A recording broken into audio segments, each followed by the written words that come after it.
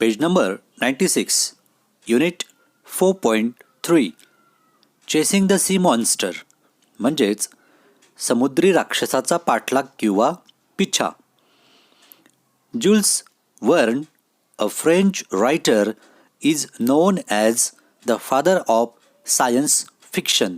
जुल Verne हे French लेखक आहेत की जे वैज्ञानिक काल्पनिक गोष्टींचे जनक म्हणून ओळखले जातात किंवा पिता म्हणून ओळखले जातात.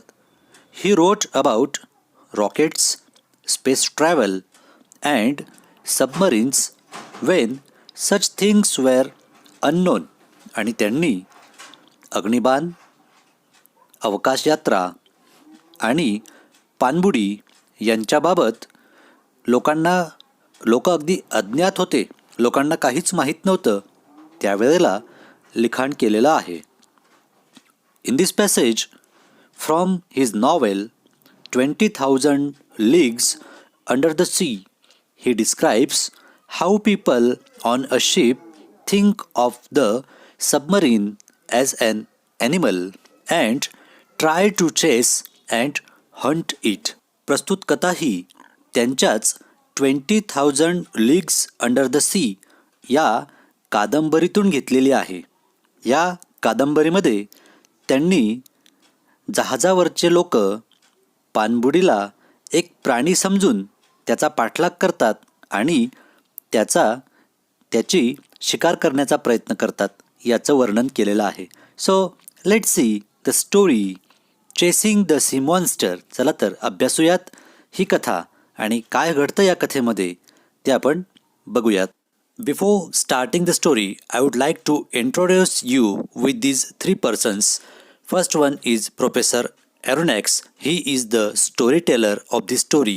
Then the middle person with white dress, he is Commander Farragut. And third one is Ned Land. यांच्यापैकी प्रोफेसर एरोनॅक्स आपल्याला ही कथा सांगता आहेत. So come on page number 97, chasing the sea monster. Our frigate wanted to go back, but the unearthly animal came at us with a speed double our own. आमचं जहाज, युद्धनौका, frigate म्हणजे युद्धनौका. आमची युद्धनौका परत जाणार होती, परंतु तितक्यात एक पृथ्वीवर नसलेला म्हणजे पृथ्वीच्या बाहेरचा अनअर्थली की जो जमिनीवर राहत नाही, पृथ्वीवर राहत नाही असा एक प्राणी आमच्या जवळ आला आणि ते पण आमच्या दुप्पट वेगाने. वी गॅस्प्ड आणि आम्ही जरा घाबरलो. मोर स्टंट दॅन अफ्रेड आणि सुन्न झालो, घाबरण्यापेक्षाही सुन्न झालो. We stood mute and motionless. अगदी स्तब्ध, हालचाल न करता आम्ही त्याच ठिकाणी स्तब्ध असे उभे राहिलो. The animal caught up with us, played with us. आणि त्या प्राण्याने आम्हाला घेरलं आणि आमच्यासोबत खेळू लागला. It made a full circle around the frigate and wrapped us in sheets of electricity that were like luminous dust. आणि त्याने आमच्या युद्धनौकेभोवती गोल फेरी मारली आणि धुळीप्रमाणे जणू काही विजेच्या लोटामध्ये त्याने आम्हाला गुरफटून टाकले. At any instant it could have dashed against our ship. आणि तो कोणत्याही क्षणी आमच्या युद्धनौकेवर येऊन धडकू शकत होता अशी परिस्थिती होती. Meanwhile, I was surprised to see that our warship was fleeing, not fighting. Now I म्हणजे कोण आपल्याला पुढे कळणारच आहे की ही कथा आपल्याला कोण सांगता येते. मी आत्ताच त्यांचं नाव सांगत नाही, पण जो कथा सांगणार आहे त्याच्याबद्दल वापरलेला हा शब्द आहे आय. म्हणजे मीन व्हाईल त्या मध्यंतरीच्या काळामध्ये मी तर आश्चर्यचकितच झालो. का? कारण आमची जी युद्धनौका होती ती युद्धनौका पळत होती, लढत नव्हती. I commented on this to commander Farragut. आणि मी याच्याबाबत कमांडर फॅरागट यांना विचारलं, यांच्याशी बोललो. His face ordinarily so emotionless showed great astonishment. आणि इतर वेळा कुठल्याही प्रकारचे हावभाव अगदी निर्विकार असा असणारा त्यांचा चेहरा यावेळेला अतिशय आश्चर्यचकित असा दिसत होता. प्रोफेसर ॲरोनॅक्स ही आन्सर्ड मी, म्हणजे त्यांनी उत्तर दिलं की प्रोफेसर ॲरोनॅक्स. म्हणजे इथं आपल्याला कळतंय की वरच्या परिच्छेदमध्ये जो कोणी आय होता ते होते प्रोफेसर ॲरोनॅक्स. म्हणजेच ही कथा सांगणारे आहेत प्रोफेसर ॲरोनॅक्स आणि त्या जहाजाचे कॅप्टन होते कमांडर फॅरगट. मग कमांडर फॅरगट उत्तरले. त्यांनी उत्तर दिलं, professor Aronnax he answer to me, म्हणजे त्यांनी मला उत्तर दिलं असं प्रोफेसर ॲरोनॅक्स म्हणतायत.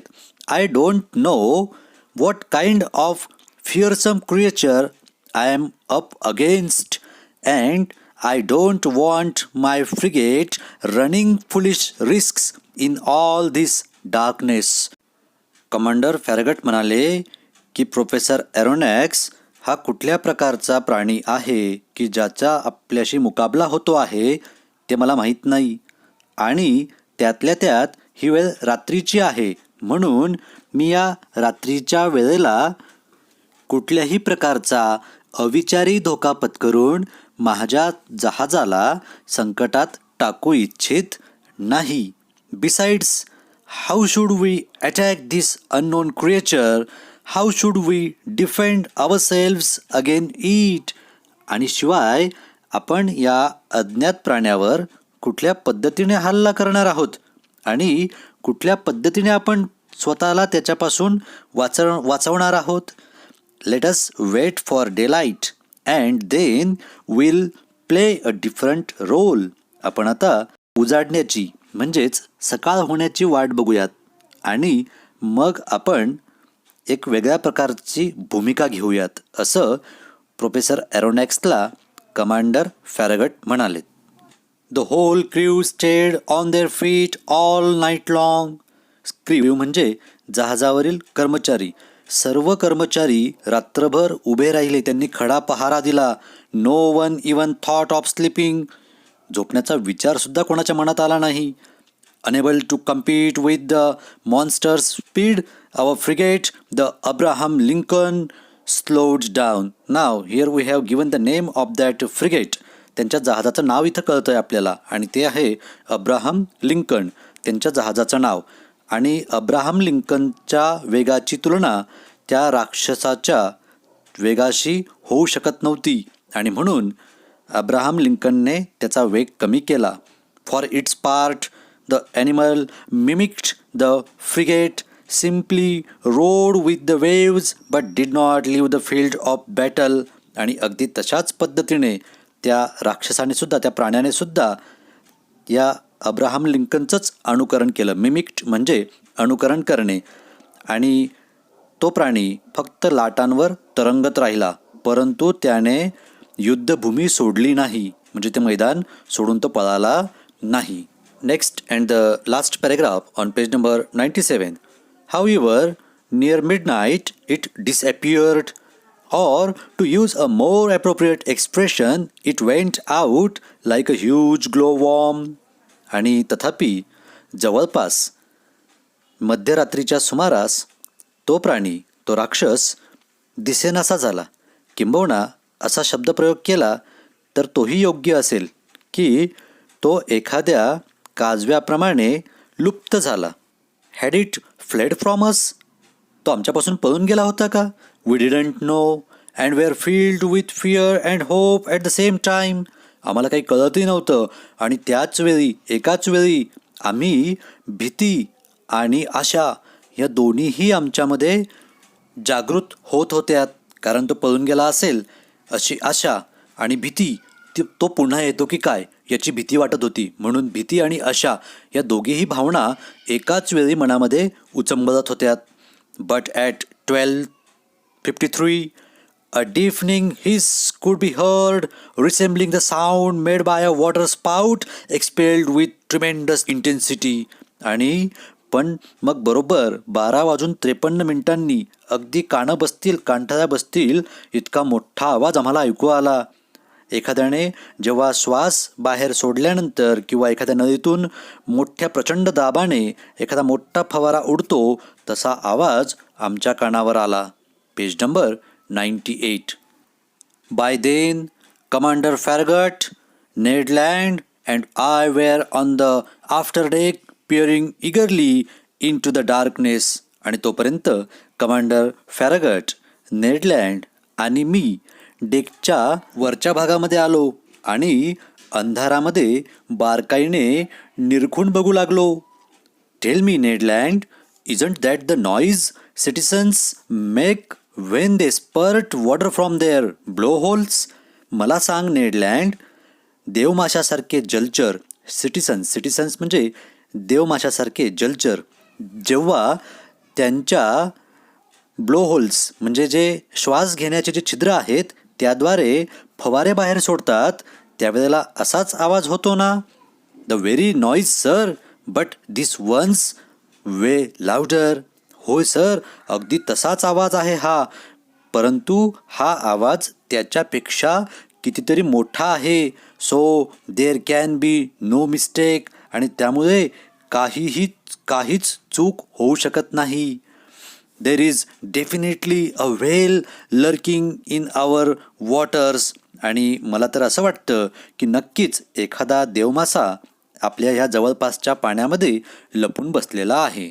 Near 2 o'clock in the morning, the core of light reappeared 5 miles away from the Abraham Lincoln.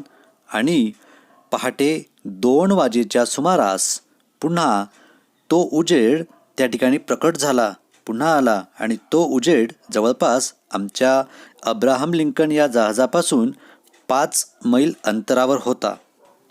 We stayed on the alert until daylight, getting ready for action.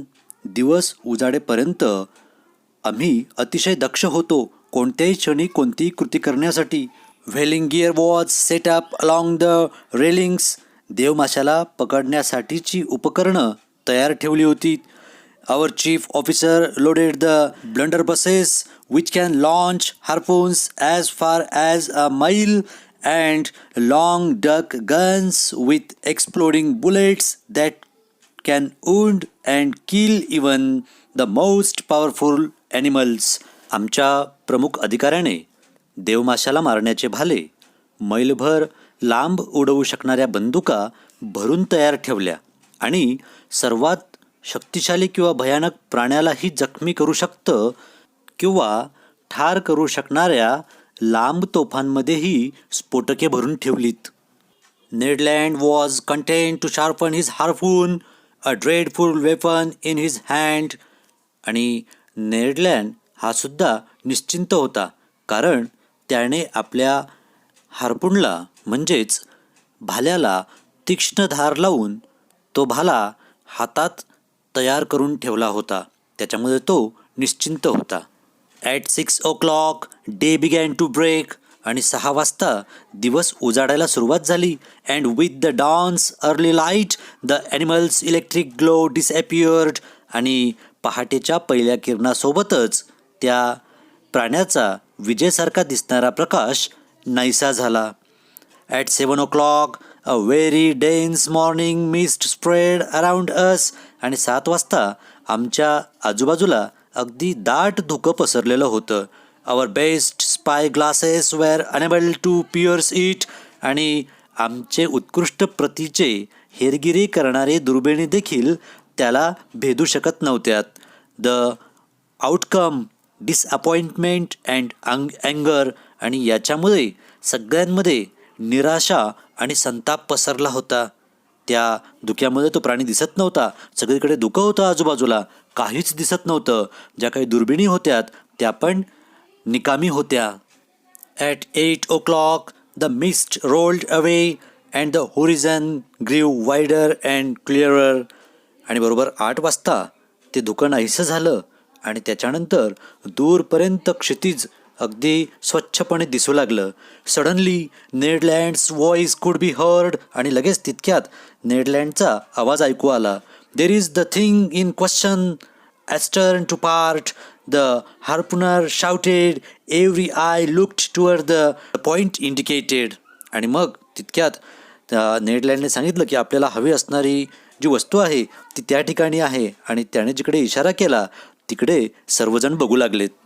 There, a mile and a half from the frigate, a long blackish body emerged a meter above the waves.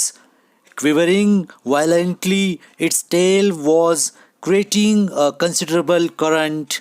आणि तेथे जहाजापासून जवळपास 1.5 मैल अंतरावर एक काळीशी आकृती लाटांमधून उसळून मीटरभर वर आली आणि जोराने सळसळत थरथरणाऱ्या त्याच्या शेपटीमधून एक लक्षणीय असा विद्युत प्रवाह निर्माण होत होता. Page number 99. The crew were waiting impatiently for orders from their leader. आणि त्या जहाजावरचा सर्व स्टाफ, सर्व कर्मचारी उतावीळपणे त्यांच्या वरिष्ठांकडून आदेश मिळण्याची वाट बघत होते. The latter, after carefully observing the animal, ordered the engineer to sail full steam towards the animal. आणि त्या प्राण्याचं काळजीपूर्वक निरीक्षण केल्यानंतर आपल्या त्या अभियंत्याला आदेश देण्यात आले की जलद गतीने अब्राहम लिंकन हे जहाज त्या प्राण्याच्या दिशेने नेलं जावं. 3 cheers greeted this order. The hour of battle had sounded. आणि तो आदेश ऐकून सगळ्यांना खूप आनंद झाला. सगळ्यांनी हर्षोद्गार काढले आणि 3 cheers म्हणजे हिप हिप हुर्रे असं म्हणतात, असं 3 वेळा ते म्हटले. And the hour of battle had sounded. आणि आता खरोखर लढाईची वेळ आली होती असं सगळ्यांनी दाखवून दिलं. A few moments later, the Abraham Lincoln headed straight for the animal. आणि अगदी काही मिनिटातच अब्राहम लिंकन थेट त्या प्राण्याच्या दिशेने प्रवास करू लागलं. Unconcerned, the latter let us come nearer. It got up a little speed and kept its distance. आणि त्या प्राण्याने देखील आम्हाला अगदी त्याच्या जवळ पोहोचू दिलं, परंतु आम्ही जवळ पोहोचताच तो प्राणीही वेग पकडायचा आणि आमच्यापासून ठराविक अंतर तो बनवून ठेवायचा. त्याने आम्हाला जवळ येऊ दिलं नाही. This chase dragged on for about 3/4 of an hour without the frigate getting any closer to the sea animal. आणि हा पाठलाग जवळपास 3/4 म्हणजे पाऊण तास हा पाठलाग चालला, परंतु या संपूर्ण कालावधीमध्ये आम्ही त्या प्राण्याच्या जवळ पोहोचू शकलो नाहीत. At this rate it was obvious that we would never catch up with it. आणि या गतीने आम्ही त्या प्राण्याला कधीही गाठू शकत नव्हतो किंवा पकडू शकत नव्हतो हे उघड होतं. The Abraham Lincoln gathered speed but so did the animal. आणि जेव्हा अब्राहम लिंकनने म्हणजे आमच्या जहाजाने गती धरली की तो प्राणीसुद्धा आपली गती वाढवायचा. This went on for the next hour. आणि पुढचा पूर्ण तासभर असंच चालू होतं. अजून आधीचा पाऊण तास आणि हा 1 तास. The Abraham Lincoln was now speeding so much that its masts trembled down to their blocks. आणि आता अब्राहम लिंकनने जास्त गती पकडली होती, परंतु ती गती वाढवल्यामुळे त्या जहाजाच्या शिडाचे काही भाग खाली आले होते. वॉट चेस, काय पाठलाग होता तो. No, I can't describe the excitement that shook my very being. आणि ती उत्कंठा मी वर्णन करू शकत नाही की ज्याच्याने माझे पायसुद्धा थरथर कापू लागले होते. Ned Land stayed at his post harpoon in hand. आणि हातामध्ये भाला धरून नेडलँड त्याच्या जागी स्थिर होता. त्याच्या जागेवर तो दक्ष होता. Several times the animal let us approach. Then just as the harpooner was about to strike the cetacean would steal off swiftly.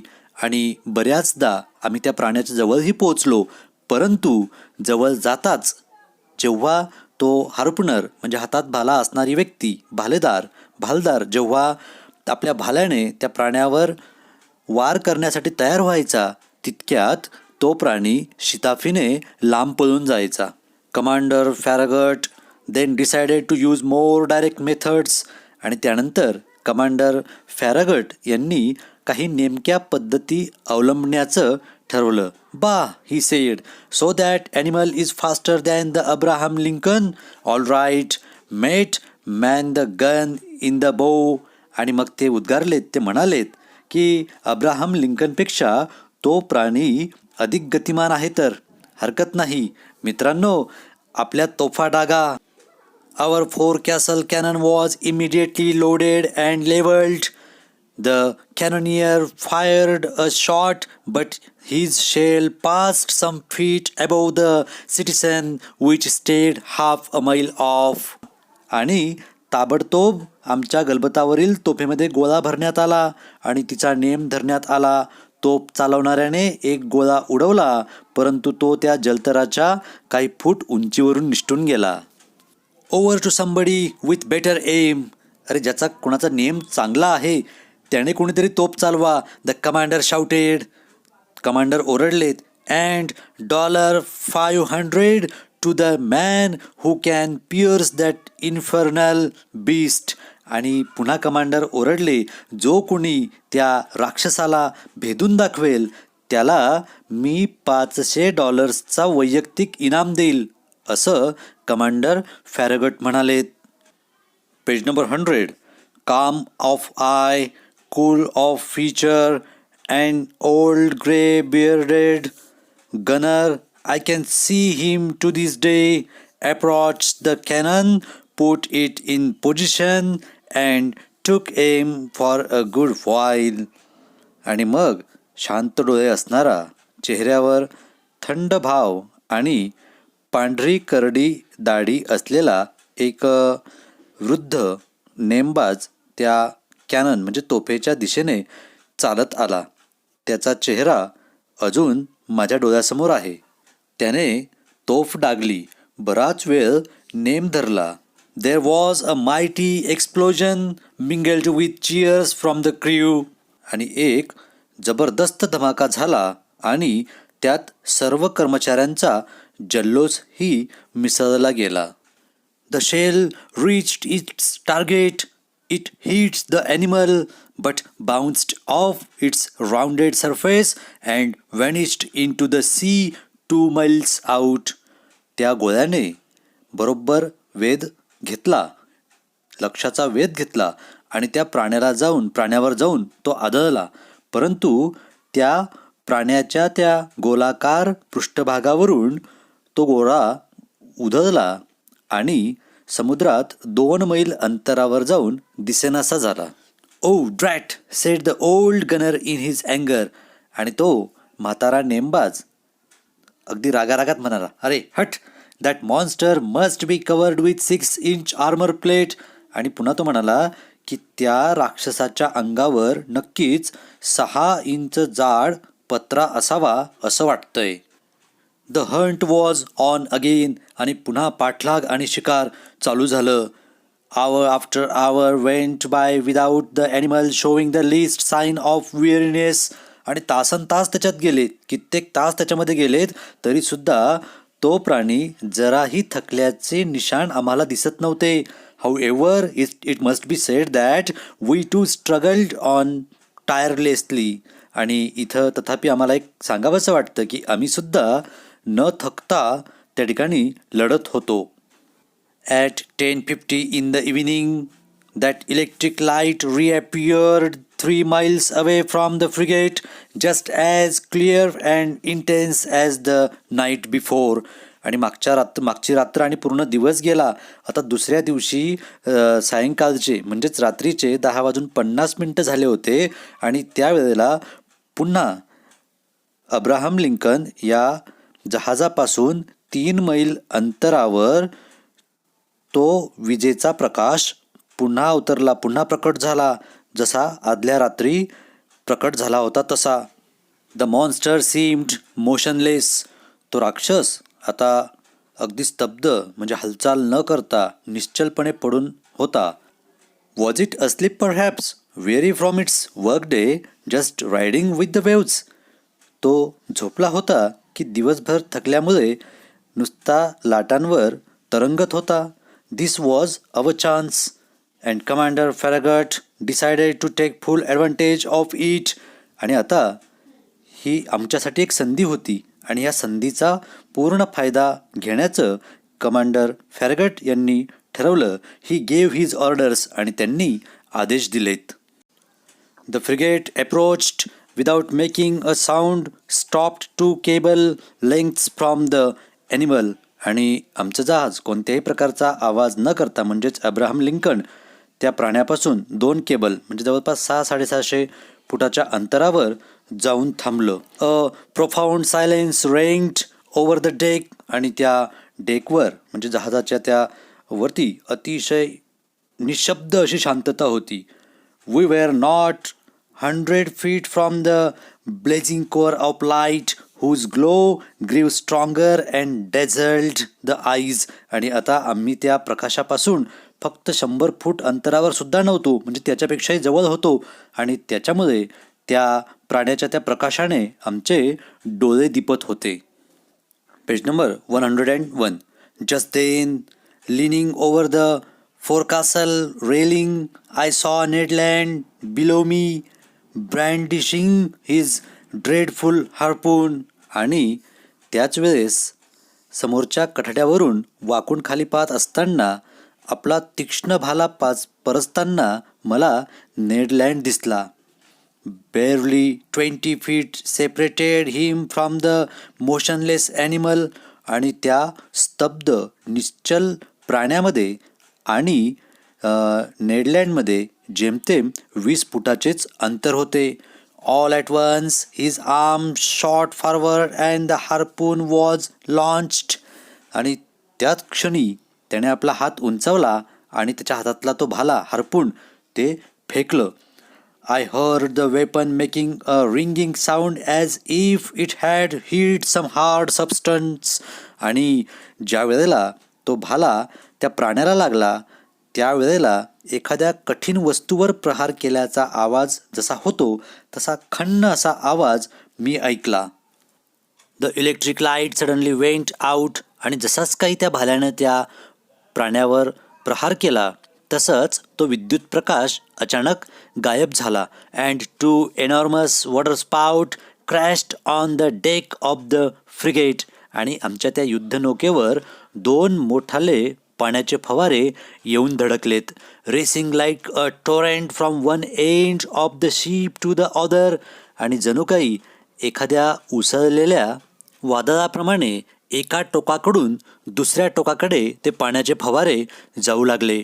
Toppling crewmen, breaking spare masts and yard arms from their lashings. आणि त्याच्यामुळे ते पाणी जहाजाच्या एका टोकापासून तर दुसऱ्या टोकापर्यंत गेलं. आणि त्यासोबतच जहाजावरचे कर्मचारीसुद्धा गडगडले. आणि ज्या शिडाच्या अतिरिक्त आणि बाह्य काठ्या होत्या त्या काठ्या कठड्याचे दोर तोडून कोलमडून पडल्यात. अ hideous collision occurred and thrown over the rail with no time to catch hold of it, I was hurled into the sea. आणि एक अतिशय भीषण अशी टक्कर झाली आणि कठडा घट्ट पकडायला सुद्धा वेळ मिळण्यापूर्वीच मी कठड्यावरून क्षणार्धात समुद्रात फेकला गेलो. असं प्रोफेसर ॲरोनॅक्स या कथेचं वर्णन करताना आपल्याला सांगता आहेत. And this story is adapted from 20,000 Leagues Under the Sea by Jules Verne. या सर्व कथेवरून विद्यार्थ्यांच्याही लक्षात आलं असेल की तो प्राणी म्हणजे कुठलाही समुद्री प्राणी नसून ती एक पाणबुडी होती. आणि हा सर्व पाठलाग त्या पाणबुडीचा चालला होता. तो कुठल्याही प्रकारचा प्राणी वगैरे काहीही नव्हतं. दॅट वॉज द सबमरीन म्हणजेच पाणबुडी.